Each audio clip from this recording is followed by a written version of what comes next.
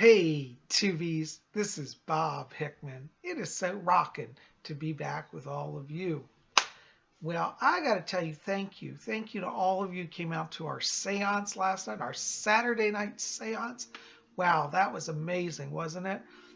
Sylvia Brown came through, channeled through me, and I got to tell you, I was surprised. I was just not expecting that, and she just came on through. So it was really nice. It was really special. And I want to say thank you. So if you have not seen that video, go check it out. It's the video right before this one. I think it'll be a real treat for you. Anyways, yesterday I was saying I didn't know what we'd talk about today on Sunday, but some of you wrote to me and said, Psychic Bob, we want to know more about life on the other side, more about life in the spirit world. And I thought that was a wonderful, wonderful idea. And so I thought we would start today, and I'd share with you a little bit about my belief in the spirit world, what I've experienced, what my guides have shown me. And since last night we had Sylvia Brown come through, got me thinking about Sylvia, and I decided to look up some of her old books. And this is one of her books that I really recommend you check out. It's called Temples on the Other Sides by Sylvia Brown. That's who came through last night. For those of you who don't know who Sylvia is, that's what she looks like. Anyways, she talks about life on the other side in this book. And what I find really fascinating about it is that my own spirit guides, actually years before this book came out, actually revealed this to me. And Sylvia's channeling of this information very much matches with what I received. So I think it's kind of cool. So, it just shows that our knowledge is coming from a different place, because I've never met Sylvia. She never met me, but we were getting similar messages. I think that's fascinating. So I thought I'd read a little bit, passage about the other side from this book. This is in the introduction to her book. I'll just start from the top here.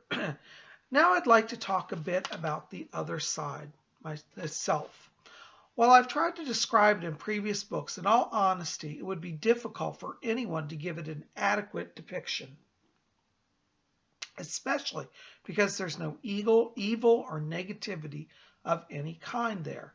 Just imagine, not only do the big things such as war, killing, torture, crime, and other atrocities not exist, but neither do anger, jealousy, greed, abuse, aggravation, laziness, pain, poor health, and so on. Of course, our finite minds, which are so used to this planet's continual negativity, find it impossible that any such place could or does exist. We think, now wait a minute, it's hard enough for two people to get along peaceably, let alone the billions who are on the other side. Others might take a different track and wonder, if we're all so goody-goody on the other side, where's the passion and the emotion? Do we just become zombies who walk around smiling and offering platitudes to one another all the time? Well, these are legitimate and logical viewpoints. They're based on our cynical and jaundiced earthly outlooks. When we're home, we utilize our minds at full capacity. We have all available knowledge at our disposal, and that knowledge, along with God, makes it a paradise. It also doesn't hurt that we are encased in perfect bodies that do not need food, drink, or rest. We're in a magnificently beautiful physical environment that is never marred by aggravations such as vermin or unpleasant weather. We can live in any domicile we choose and adjust it to our specifications in an instant just by thinking. Now, I'm going to pause for a second, because what's really fascinating is how she talks about we can change our homes just by thinking. Now, my spirit guide, Rose, has come through several times and revealed that. She's told me a story that when she first arrived in the spirit world, she thought she was going to get a big mansion. And the spirit world told her, oh, yes, you'll have a lovely home here. So she said, well, I'm ready for it. Take me to it. And what happened with Rose is they took her out into a field, and all there was like a marble stoop, like a doorstep just on the ground. That was all there was, just a slab of marble. And they said, welcome to your new home. And Rose was like, what? Where's my home? This is just an empty field with a marble slab. And they said, well, now you have to build your house from your mind. And Rose said that was a real lesson for her, a wake up of the power of the mind over in the spirit world. So I think that's just fascinating how she says we can live in any domicile we choose and adjust it to our specifications in an instant just by thinking. Pretty interesting. Well, Sylvia goes on and says about the other side, which I think is beautiful and I think also very accurate. Lakes, rivers, forests, waterfalls, mountains, oceans, and houses in every architectural style imaginable abound on the other side. Just like on Earth, people have a place they call home, which they can design and decorate to their heart's content. Some prefer city living and dwell in spaces that are like apartments or townhouses, while others reside there where there is plenty of land and privacy. Since materialism and social status are never needed on the other side, most homes tend to be practical yet comfortable. You won't see any hovels or huge mansions, as all who live in this paradise are happy and can have everything they need. It's hard to explain that human desires just don't manifest like they do on our hell of a planet. Famous artists give their work away to those who love it. Ooh, I like that. Musicians perform for the sheer joy of playing and entertaining, and lectures are presented by prominent experts in their fields just to share knowledge. You see, there's simply no need for money or material things. While we can have them if we want, there's no value to them other than as decorative items for our homes or bodies. And we can instantly think ourselves to any place we want to go. Vehicles are unnecessary. There's no need to eat or drink, and there's certainly no type of illness. And because we can have anything we desire, there's no crime or violence of any kind. Now, isn't that amazing? I really like that because, first of all, I love a lot of art. And can you imagine in heaven, in the spirit world, you're going to be able to have Picassos hanging on your walls, or I love Andy Warhol. I have original Warhols, or Monet or Degas. Just think about this. That's pretty fascinating. So I'm excited about that. That sounds pretty good. I'm an art buff, and I would love to have an original in my home. And according to Sylvia, which I know she's right, that's going to happen. Excuse me. She goes on, she writes, we can choose any work we want to do on the other side. Therefore, we all have a passion for our vocations. We live and work together in complete harmony and teamwork in a totally peaceful and loving environment. Consequently, our minds are so opened up to the truth about God that there's no need for politics or power. We're all certainly living our faith thanks to God's overwhelming presence and love. So there's no organized religion. I love that. We enjoy recreation and the arts, wilderness and natural beauty, and good people all around who we can interact with socially. In other words, everything we could ever conceivably want or need is at our fingertips. So negative human traits really never come into play. So, that's just a little bit. It goes on and on. But whoa, just knocked over my computer. I'm a klutz. But, I wanted just to say, I actually very much agree with that because my own guides, particularly Rose and Fletcher, have told me very much many of the same things. And so it's fascinating when I read somebody else who's been there and channeled it, and it matches with what I heard and saw and what my guides revealed. So pretty neat stuff. So now, some of you are saying, well, Psyche Bob, what's it like, when we die? How do we get to that other world?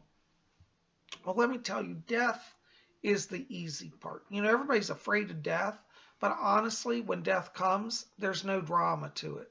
It's literally like just walking into another room. Have you ever been sitting in your bedroom, for example, and your mother calls, says dinner time, and you just effortlessly walk out of your bedroom, down the hall, and into the dining room, right? Well, that's what death is. You just literally walk out of your body and you're walking in the light. See, the spirit world, the dimensions literally overlap with this world. And it's not really, when we talk about the other side, we always think of heaven as way out there, up in the sky, beyond the galaxies. It's literally here.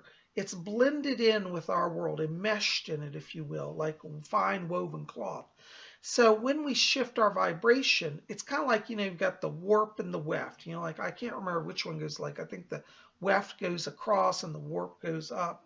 Anyways, in weaving, they talk about warp and weft. Well, anyways, it's kind of like we're on this one. We're on the weft side, and then we move up into the warp, and they're actually interblended. And so when you die, you literally just go out of your body, and you're there. Now, to show you really how effortlessly it is to die and how easy it is to be on the other side, you actually don't have to die to go there. All you have to do is sit down and meditate, let yourself go, attune to that inner light. I did a meditation that you might want to see called a closed eye meditation. I'll put the link below. But that video teaches you how to cross into another dimension. And really, that's no different than death, because you're leaving your body in that meditation and you go to the other side, to the spirit world. And actually, most of us, almost every night, leave our bodies and go to the spirit world. How many of you have ever had a really lucid dream? One of those dreams where you think, wow, I was out there, I really know it, it's so profound. Well, that's when you're going to the other side, see? So many of our dreams are actually astral projections, and we go. Now, some of you are going to say, well, what's the difference between a dream and an astral projection? Well, sometimes a dream is just our mind releasing stress, and they're just crazy jumbled things. They don't mean a lot. But when we have an astral projection experience, there's a whole nother dimension. Some of you will know what I'm talking about. When I say everything is vivid, we know we're in a different time, a different place. Sometimes we're outside of time. And we have interactions with beings that we know are clearly from that other side. So these dimensional differences come into our life even actually before death. So, when we talk about going back to the spirit world, what that's all like, it's really as simple as literally, as I said, getting out of bed and walking down the hall to the dining room. And you go in and all your family's there and you got a big feast. That's really what death's like. I know I've had a near-death experience. Many years ago, I was in a car accident and I temporarily left my body. I was in the light and then I was back. Now, in earthly times, it may have been 5 seconds. But when you're outside the body, it's a whole different time. You are in a different time, different place, different space continuum. And so an entire hour or several hours can pass there, which is only like 5 seconds here on Earth. So that's a whole nother aspect of life on the other side, is the timelessness or the shift in time.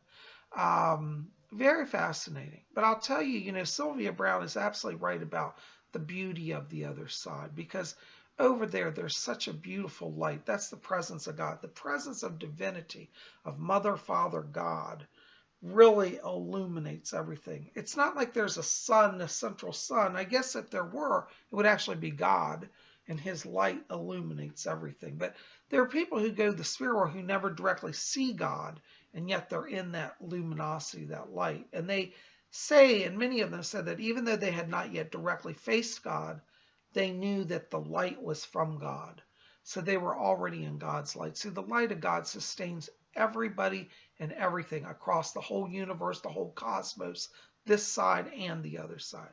So really, whenever you have one of these churches, I hate these churches that get all negative and like, y'all going to hell, and they're cussing and screaming and throwing a fit. Everybody's hellbound. Well, you know what? That's a bunch of malarkey, because being connected to God is simply as simple as just sitting here and just being aware that you're loved. See, God's love sustains everything. And if God were to withdraw his power from the universe, everything would crumble into decay. So love really is a sustaining power. And that's the power that will make your transition to the other side not only successful, but easy, and an experience of love and joy. See, the light is available for everybody, even evil people. I know some of you say, well, Bob, I know some people who are, pretty wicked. They get God's love.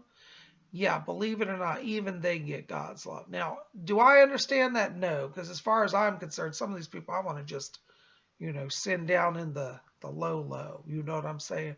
But really, spiritually, when we really are serious about it, we have to consider that God could love even them. And, it says in all the spiritual texts all over the world, don't judge, but just love. So we have to look at even those who maybe traditionally are on earth our enemies, and I use that term loosely here, um, as children of God. So we don't want to spend our lives being hung up on hating people and tangled into all this. We want to live in love. So we just got to let those people go. We give it to God. I heard a wonderful saying one time. Somebody said, grace it and get on with it. I think that's wonderful. So whatever negativity we got to grace it, meaning invoke God's blessing on it to purify it and move on. Grace it and get on with it. And I think, if we live our lives like that, we're free. We're free. And when it comes our time to go over to that spirit world, it's not going to be hard. I mean, honestly, I can tell you from my own experience, I was surprised, utterly shocked and surprised at how easy it was to leave my body. When I was in this accident, I literally popped out of my body and I was floating above the accident. And then I remember looking up and I was right in the light. Now, a lot of people have the tunnel, they go through the tunnel. I didn't have the tunnel, but I did instantly know that I was shifting from one reality to another. And I was there, looked up, and I was just in the light suddenly. So maybe I probably did go through the tunnel, but if I did, it was a real short tunnel, So I share that with you because, when we talk about our soul journey, it doesn't have to be hard. It doesn't have to be hard. And, like Sylvia was saying last night, and I loved that she came through, but she was saying, how she learned when she went to the other side, how she blocked a lot of her success in life by negativity. And I think that's really one of the reasons we've got to try to let go of our animosities, try to love even our enemies. And I think Jesus was right when he said, love your enemies, do good to those who persecute you, pray for those who oppress you. That wasn't just a hullabaloo. That was really true spiritual teaching. And hearing Sylvia talk last night really brought that back to me. When I heard her say how she had blocked her own success in her own journey and in life by holding on to negativity, I thought, wow, I need to think about that, So, because I know I'm guilty of it too. I get in times where I just want to just go off on people, Psychic Bob's not always the most kind and loving. I have my grumpy days too, where I'm just not in the mood, I do. So I'm going to be honest about that. But hearing Sylvia last night really inspired me. It really got me remembering what she used to teach and remembering who she was. And it really uplifted me to hear from her and to have her come through her power. When I came back from that channeling, I tell you, I could really feel uplifted. I couldn't sleep most of it. I was really literally wired. It really heightened my nervous system. And it was okay. I didn't feel bad. It was really uplifting. I was very excited and happy all night. So this is the wonderful thing about the spiritual life. When we focus on attuning to those messages, when we let the spirit work with us, we're free. And see, this is the thing. When it's time to go back to the spirit world, you want to think about just being free. Don't hold on to this body. Don't hold on to this earth. Everything here is temporary. Everything's passing. And when it's your time to go, believe me, it'll be easy. You just say, okay, I'm going to God. And you'll go, So anyways, if you want to connect more to that other side, I would encourage you, go ahead and, try to get Sylvia's book, Temples on the Other Side. I think it's a great book. It has a lot of wonderful stuff in it. I'm a fan, and the very fact that I got to connect with her last night just made my whole weekend. I'm really in a happy mood because of that experience. So I want to say thank you. Thank you all you came out to the seance. And for those of you who are new here, you definitely want to check that out. It was a powerful seance last night. So that's the video again right before this one. But anyway, so yes, when we talk about the other side, know just a few things. One, it's a realm of beauty and light. There's no sorrow there. We're free from all the pain of the earth in our minds and bodies and souls once we go there. We let that celestial light come into us and we're transformed. See, so death doesn't have to be this big bugaboo, this big scary thing. No, it's just about going home. It's like Sylvia said. She said, I'm home. And I remember hearing her say that. I thought, wow, that's really true, isn't it? I mean, that's really our home. So, it doesn't mean we hate our earth. Like, this is not about self-condemnation and self-repression and, being an ascetic. We're here to live on this earth, to love it, to be part of it, to nourish it, to relish it. But there's also, remember, another home that's actually our true home. So this is our temporary home. And we love it and honor, but we also know when it's time, we're going to go back to that light and we're going to be just fine. Okay. Well, guys, listen, I hope that gives you a little insight today. I'm so glad you're here. Keep it here at Spirit Channel. Hit that subscribe button. Be part of our channel. I hope you'll like this favorite. Share it with your friends. Let's get out the word about Spirit Channel. And I look forward to being back here tomorrow with you. So definitely check back with us. We'll have some more amazing stuff on Monday. I think we're going to talk about UFOs tomorrow. So you don't want to miss that. So be back here Monday for UFOs. All right. We'll see you soon. Blessings. We'll see you tomorrow.